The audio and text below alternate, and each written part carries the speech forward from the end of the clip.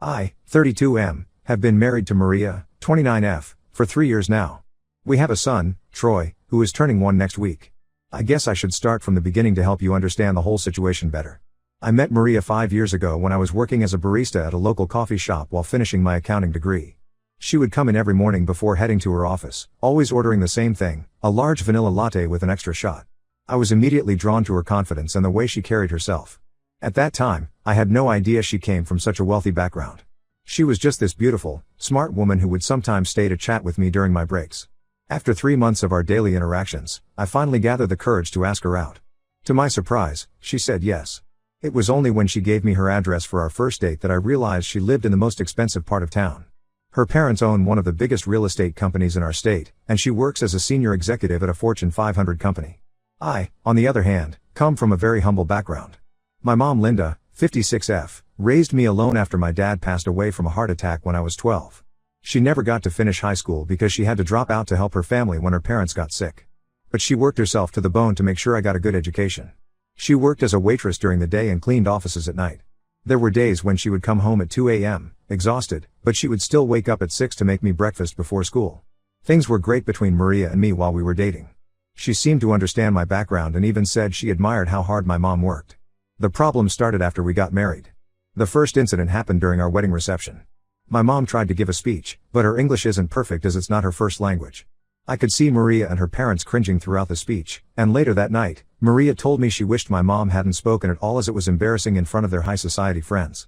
After that, things just got worse.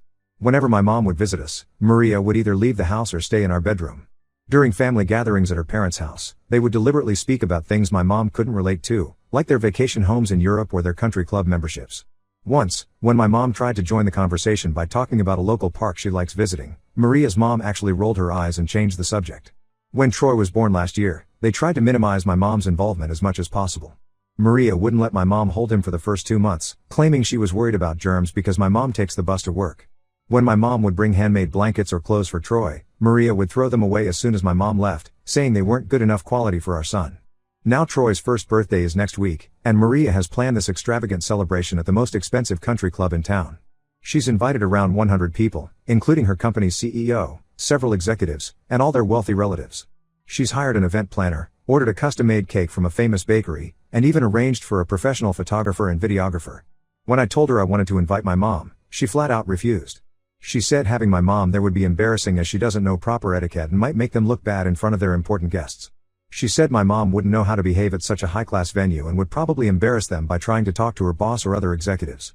Her parents called me yesterday and tried to convince me that it would be better if my mom didn't come.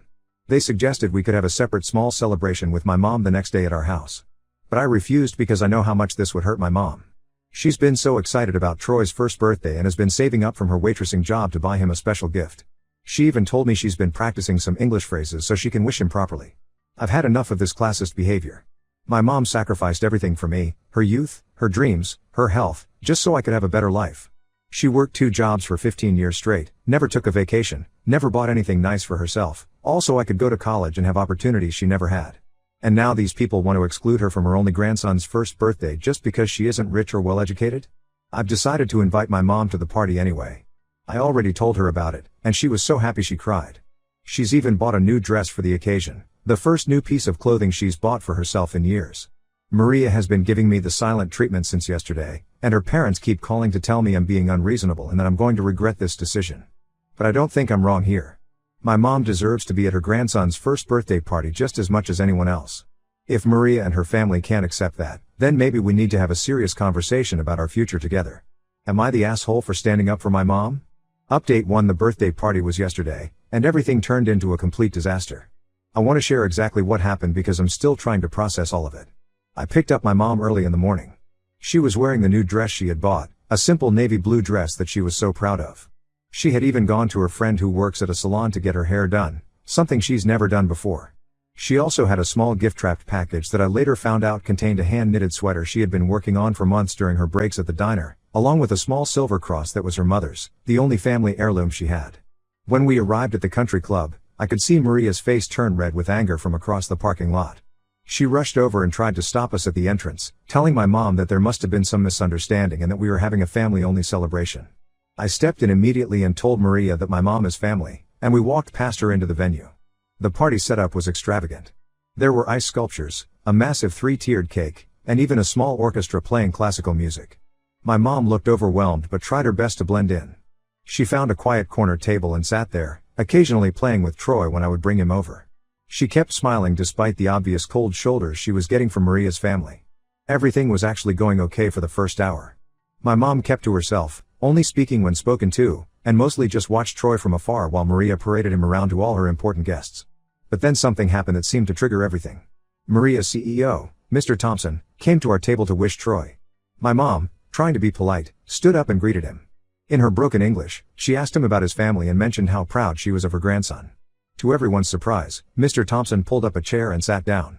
It turned out his own parents were immigrants who had worked service jobs, and he spent almost 15 minutes chatting with my mom about their similar backgrounds.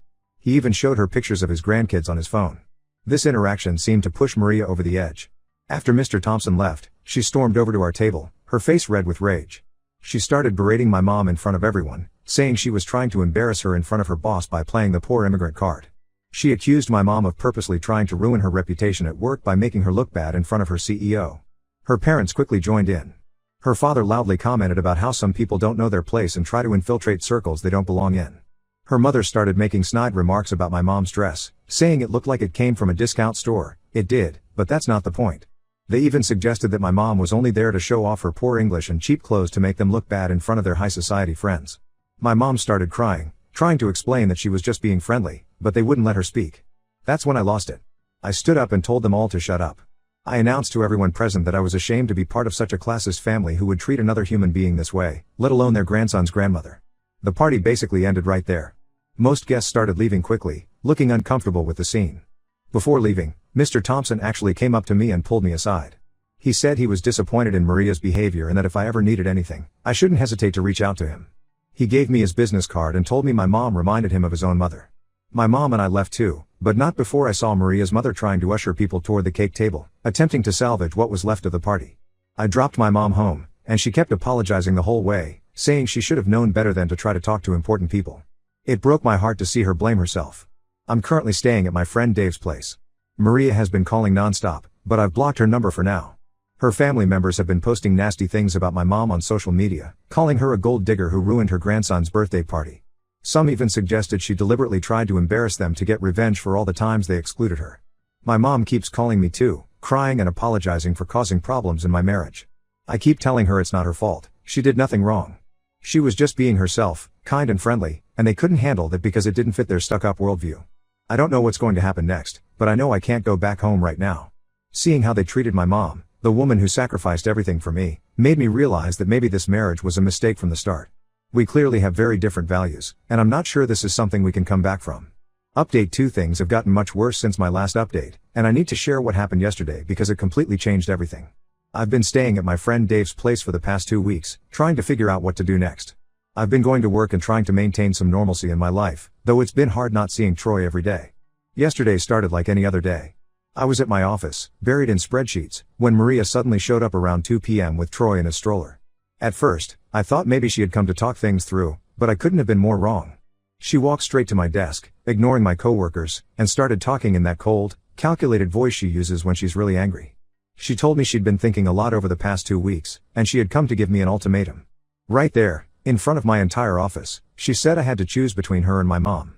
She said she couldn't continue being married to someone who would let their low-class mother embarrass her in front of her colleagues and social circle. Then she dropped the bomb: if I chose my mom, she would file for divorce and make sure I never got custody of Troy. She went on to say that she can't have our son growing up around someone like my mom who would teach him to be common and unrefined. She said she didn't want Troy learning broken English or thinking it's okay to work in diners or clean offices for a living. She even had the audacity to say that my mom's influence might damage Troy's future social prospects. The entire office had gone quiet by this point, everyone pretending to work but obviously listening. I could see my supervisor watching from his office, looking concerned. But something in me had snapped. After 2 weeks of thinking about how they had treated my mom at the party, how they'd been treating her for years, and now this threat, it actually made my decision easier. I looked at Maria and told her I'd choose my mom, the woman who sacrificed everything to give me a better life, over someone who judges people based on their bank balance and accent. I told her I'd rather have my son learn kindness and hard work from my mom than learn to be a classist snob from her family. Maria didn't expect this response. She started crying and screaming, saying I was choosing my uneducated, minimum wage mother over my own son. She tried to grab Troy's stroller and leave, but by this point, my supervisor had come out and stopped her, saying she needed to calm down or he would call security. After she left, my supervisor called me into his office. To my surprise, he was incredibly supportive. He shared that his own wife came from a wealthy family that had initially looked down on him, so he understood what I was going through. He gave me the rest of the day off and recommended a good divorce lawyer who had helped his brother through a tough custody battle. I went straight to the lawyer's office. He says Maria's behavior and threats might actually work in my favor during custody hearings. Her classist attitudes and the scene she created at my office could be used to show that she's not acting in Troy's best interest. I've started gathering evidence, screenshots of her family's social media posts mocking my mom, recordings of some previous arguments where she made classist remarks, and several of my coworkers have offered to testify about what happened in the office. My mom is heartbroken about Troy. She keeps saying she should just stay away so I can have my family back. But I won't let Maria and her family win like this. No child should grow up learning to look down on others based on their background or education. I want Troy to be proud of his grandmother, to know the value of hard work, and to understand that a person's worth isn't measured by their bank balance or the way they speak. The lawyer says we'll file first thing Monday morning. He's optimistic about getting shared custody, especially given Maria's behavior and the evidence we have. I know the road ahead won't be easy, but I finally feel like I'm doing the right thing. Sometimes it takes a moment like this to realize what really matters in life.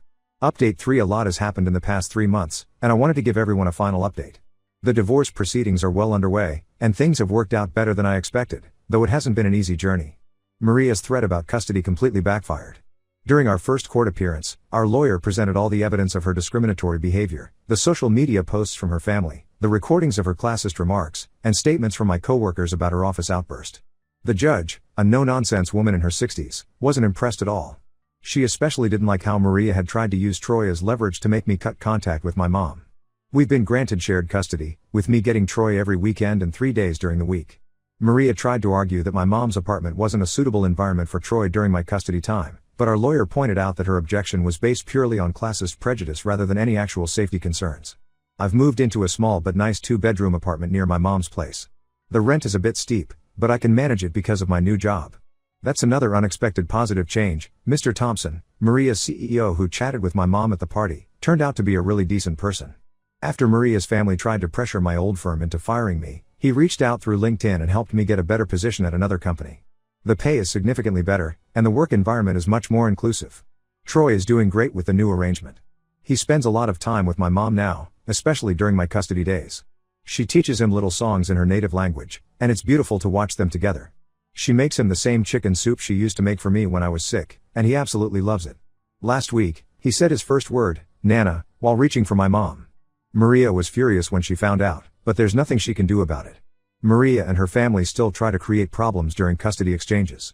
They make snide comments about my downgrade in living situation and how Troy comes back saying words in my mom's native language. I document everything meticulously for our lawyer, just in case.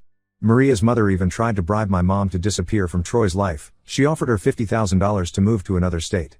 My mom just laughed and told her that her grandson's love was worth more than any amount of money. Sometimes, especially during sleepless nights, I wonder if I could have handled things differently. But then I remember how they treated my mom all these years, how they tried to make her feel ashamed of who she is, and I know I made the right choice. The divorce will be finalized in 2 months, and I'm looking forward to raising my son to respect everyone, regardless of their background or education. Last Sunday, I watched my mom teaching Troy how to make dumplings, the same recipe her mother taught her. His little hands were covered in flour, and he was giggling as she showed him how to fold the wrappers. In that moment, seeing them together, all the drama and pain of the past few months seemed worth it. My son will grow up knowing his grandmother's love, learning her stories, and understanding that true worth isn't measured by money or status, but by the love we give and the kindness we show to others. And really, that's all that matters.